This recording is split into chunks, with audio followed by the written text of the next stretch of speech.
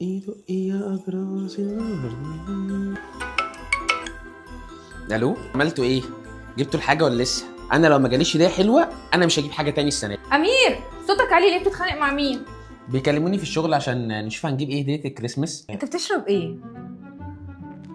هوت شوكليت، شويه إيه؟ لبن صغيرين. شويه لبن صغيرين؟ انا زهقت بصراحه. لا تعالى لي بقى. يميني بقى، فين المشكله؟ ما احنا هنصوم 43 يوم، جت على يوم في كوبايه لبن.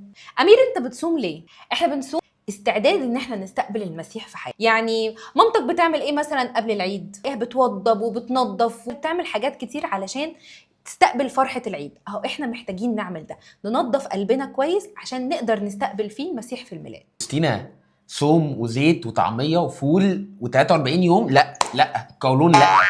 هو الصيام متعب لو انت معتمد فيه على عضلاتك، لكن احنا في الصيام بنبقى معتمدين على نعمة ربنا. احب الرب الهك من كل قلبك، كل نفسك. طب احنا ليه بنصوم 43 يوم 40 ودول اللي صامهم موسى النبي على الجبل عشان يستلم لوحين الشريعة. 3 ايام دول اللي صاموهم الشعب ايام نقل جبل المقطم. صيام الميلاد ابتدى من بعد سنة 1000 ميلادية، ايام البابا خريستوزولوس، ده البابا 66. ده صيام من الدرجة التانية، يعني بنقدر ناكل فيه سمك، مش صعب زي ما انت بتقول. وبعدين ده اسمه صيام المستحيلات. انت عارف اسمه صيام المستحيلات ليه؟ عشان مستحيل نصوم.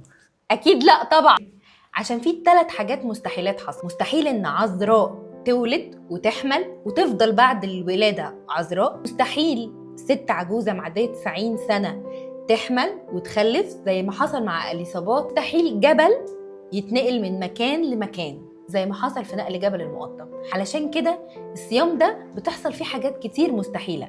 صوم الميلاد لازم احط حاجه قدامي وتبقى مستحيله او صعبه شويه واصوم علشان ربنا يحلها لي. برافو يا أميرة، أنا مبسوطة إن أنت فهمت اللي أنا قلته. خلاص. انا إيه؟ شامم ريحه سمك، هروح اشوف بس في ايه جوه في المطبخ. برضو